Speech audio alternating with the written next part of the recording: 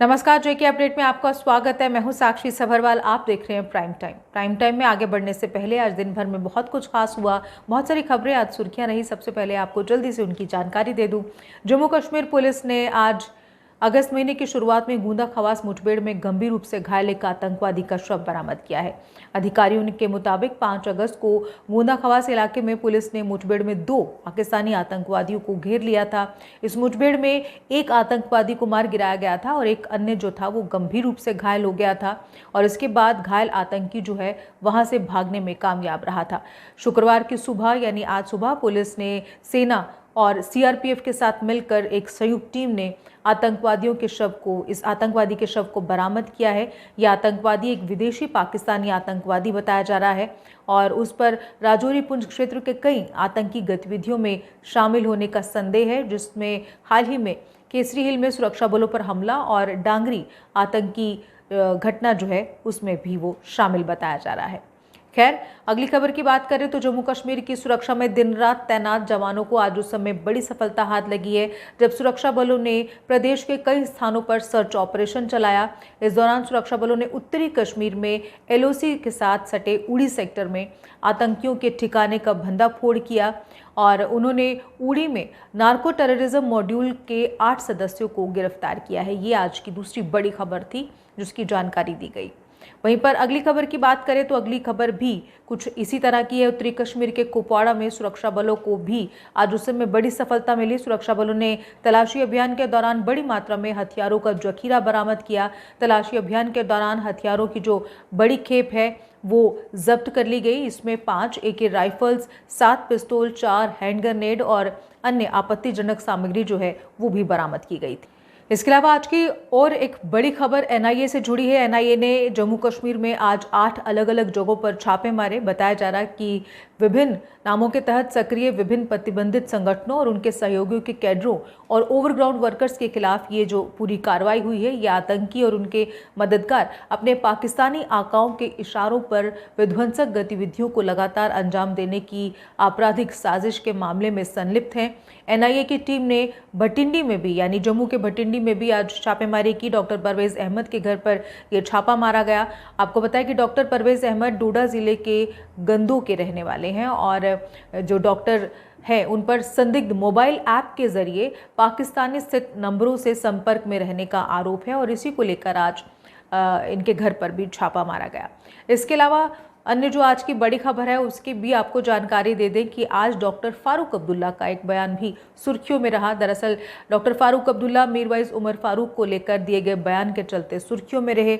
उन्होंने आज उपराज्यपाल को झूठा तक कह डाला। एक पत्रकार के सवाल का जवाब देते हुए उन्होंने कहा कि मीरवाइज उमर फारूक आज भी हिरासत में है, वे मस्जिद में नमाज तक पढ़ने नहीं जा सकते हैं, तो फिर वो कैसे आज़ाद है। उनको रिहा होने वाले जो उनके दावे हैं वो केवल अफवाहें हैं और उपराज्यपाल मनोज सिन्हा लगातार झूठ बोल रहे हैं। जरा सुनिए उन्होंने क्या कहा। ये गलत है, ये टोटली झूठ है, 100% झूठ है। वो कहीं बाहर नहीं जा सकते, वो जमा मस्जिद नहीं जा सकते। ये कब तक ये झूठ बोलते जाएंगे? अगर वो आज़ाद हैं तो फिर क्यों वहाँ पे फोर्स रखी है? कौन उसके दरवाजे में अंदर नहीं जा सकता? But governor claims it is Mirwais who demanded for this care. No question of it. Are you able to interview Mirwais? Then, if you can't interview Mirwais, then is he free? There you are. It's before you. I don't have to put the case before you. You know already what the situation is. Okay, sir, thank you very much. आज से बाबा बूढ़ा अमरनाथ यात्रा का भी आगाज हो चुका है। जम्मू से बाबा बूढ़ा अमरनाथ यात्रियों का पहला जत्था आज सुबह रवाना हुआ। एडीजीपी मुकेश सिंह ने यात्रियों को हरी झंडी दिखाई। इस पहले जत्थे में 907 पुरुष, 411 महिलाएं और 20 बच्चे शामिल हैं। हालांकि यात्री कल सुबह भगवान शिव के दर्शन करेंगे। आज जिन जिन स्थानों से ये होकर गुजरे वहां पर भव्य इनका स्वागत हुआ।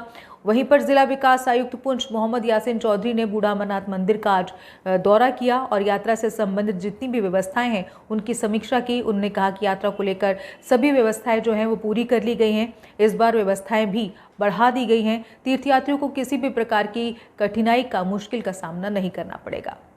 वहीं अगली बड़ी खबर जो है वो भी यात्रा से जुड़ी है। दरअसल ये यात्रा वार्षिक मचेल यात्रा है। इसके शुरू होने के बाद से जहां बड़ी संख्या में लोग चंडी माता के मंदिर मचेल जा रहे हैं, वहीं आज उपराज्यपाल मनोज सिन्हा भी मचेल मंदिर में पहुंच गए। वहां उन्होंने मंदिर परिसर में पूजा आराधना की और उसके बाद मां चंडी का आशीर्वाद लिया। चलिए अब बात मुख्य मुद्दे की करते हैं। आज का मुख्य मुद्दा किस पर है?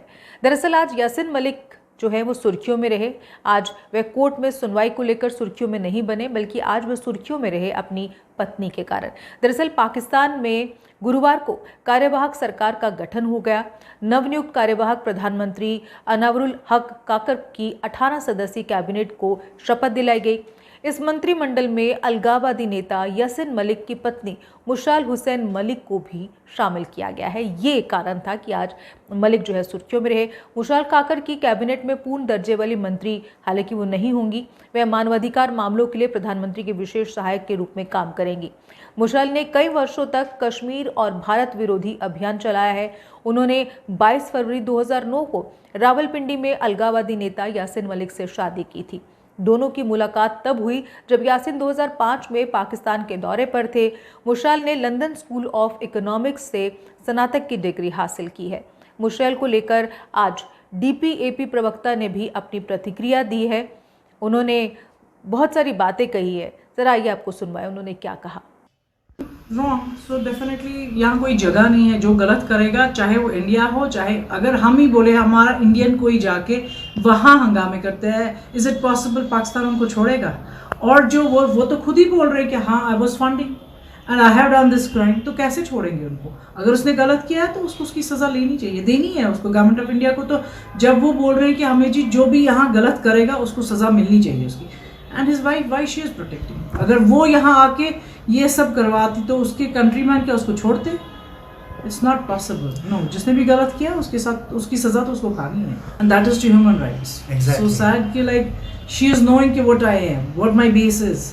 She is a simple painter जो एक लंदन में जाके न्यूड पेंटिंग करती है। She promote the nude painting. उधर उनको कुछ याद नहीं रहता है, बट जब ये बात आती है कश्मीर पे तो उनके सारे पोस्ट याद आ जाते हैं। एंड ऐसे ऐसी चीज़ें करते हैं कि मेरी बेटी का फादर छुड़वाए, my daughter is suffering. Why you are bringing the kids in this? Why the people who have suffered so many years, 32 years, you can not ask about them, you can not say about them कि उन्होंने क्या किया यहाँ? इतने बच्चे मर गए उनकी वजह से। उन्होंने यहाँ से बॉर्डर्स ओपन कर दिए बच्चों को। उनको पता नहीं था, 18 साल के बच्चे को क्या पता है मैं बॉर्डर क्रॉस करने जा रहा हूँ, क्या करने जा रहा हूँ? एक वो टीनेजर होता है, उसको पता है सब कुछ ठीक हो रहा है, सब कुछ अच्छा है, I will be the hero. उनको उन्होंने promote, instead of they could have close the borders that time, not allowed anyone to cross the border. So क्यों हुआ ऐसा? और वही उनको वो याद नहीं आ रहा है। यहाँ के लिए वो they will point the finger, they will पोक एवरीबॉडीज नोज, बट वहाँ उसी चीज़ को वो बड़ा अच्छा समझते हैं। उनको वही लगता है वही सही। मुशाल हुसैन पाकिस्तानी नागरिक हैं। उनके पिता अंतर्राष्ट्रीय स्तर पर ख्याति प्राप्त अर्थशास्त्री थे, जबकि उनकी मां पाकिस्तान मुस्लिम लीग की महिला इकाई की पूर्व महासचिव रह चुकी हैं। मुशाल के भाई हैदर अली मलिक विदेश नीति के विद्वान और अमेरिका में प्रोफेसर हैं। मुशाल ने इस्लामाबाद के बिकन हाउस से हाई स्कूल की परीक्षा पास की है। उन्होंने लंदन स्कूल ऑफ इकोनॉमिक्स से ग्रेजुएशन किया है। अगर जानकारों की माने तो मुशाल को पाक मंत्रिमंडल में शामिल करना भारत में अस्थिरता और जम्मू कश्मीर में अलगाववाद को पुनः जागृत करना भी माना जा रहा है। पाकिस्तान का ये कदम टेरर फंडिंग को बढ़ावा देना और उन लोगों को खुश करना है जो लगातार जम्मू कश्मीर में अलगाववाद व आतंकवाद को बढ़ावा दे रहे हैं, और वही प्रतिबंधित जमात इस्लामी संगठन को ये बताना है कि पाकिस्तान आज भी उनके साथ है। हालांकि JKLF की अगर बात करें तो इस संगठन ने मुशाल से किसी भी तरह के नाते से इनकार किया है। एक ट्वीट के माध्यम से JKLF ने कहा है कि यासिन मलिक के जम्मू कश्मीर लिबरेशन फ्रंट ने खुद को मुशाल से अलग कर लिया और कहा कि मुशाल JKLF का सदस्य नहीं है। वे हमारे लिए सम्मानीय हैं, लेकिन वे JKLF की सदस्य नहीं हैं। उनका JKLF या यासिन मलिक की विचारधारा से कोई लेना देना नहीं है, इसलिए वे किसी भी मंच पर राजनीतिक रूप से यासिन मलिक का प्रतिनिधित्व नहीं कर सकती हैं। जहां तक बात यासिन मलिक की करें तो आपको जैसे मालूम ही है कि यासिन मलिक एक कश्मीरी अलगाववादी नेता हैं जो टेरर फंडिंग मामले में दोषी ठहराए जाने के बाद से दिल्ली की तिहाड़ जेल में आजीवन कारावास की सज़ा काट रहे हैं। यासिन मलिक के खिलाफ यूँ तो बहुत सारे मामले हैं। हाई प्रोफाइल मामलों में से एक महबूबा मुफ्ती की बहन और दिवंगत मुफ्ती मोहम्मद सईद की बेटी रुबिया सईद का अपहरण मामला है। 1989 में रुबिया का यासिन मलिक और 3 अन्य लोगों ने अपहरण कर लिया था और तत्कालीन सरकार द्वारा बदले में 5 आतंकवादियों को रिहा करने के 5 दिन के बाद उसे मुक्त कर दिया गया था, यानी रिहा कर दिया गया था। खैर, मुश्किल को लेकर पूर्व डीजीपी एसपी वैद ने भी आज ट्वीट कर कहा है कि ये भारत के लिए एक स्पष्ट संदेश है कि वह अलगाववादियों के साथ खड़ा है और जहां तक कश्मीर का संबंध है, आर्थिक स्थिति के बावजूद हृदय और नीति यानी दिल और नीति में पाकिस्तान में कोई बदलाव नहीं हुआ है। खैर, आज के प्राइम टाइम में यासिन मलिक पर हमने बात की कि यासिन मलिक आज सुर्खियों में क्यों थे और किस तरह से उनकी पत्नी आज सुर्खियों में आई, क्या कारण है, और पाकिस्तान की जो नीति है भारत को लेकर उसमें किसी भी तरह का ना तो हृदय परिवर्तन हुआ है, ना ही उस नीति में कोई बदलाव आया है। खैर, आज के प्राइम टाइम में बस इतना ही। ऐसी ताज़ा खबरों के लिए देखते रहिए JK अपडेट और कल फिर से एक नए मुद्दे के साथ फिर से आपके सामने हाजिर होंगे। तब तक के लिए दीजिए इजाज़त। नमस्कार।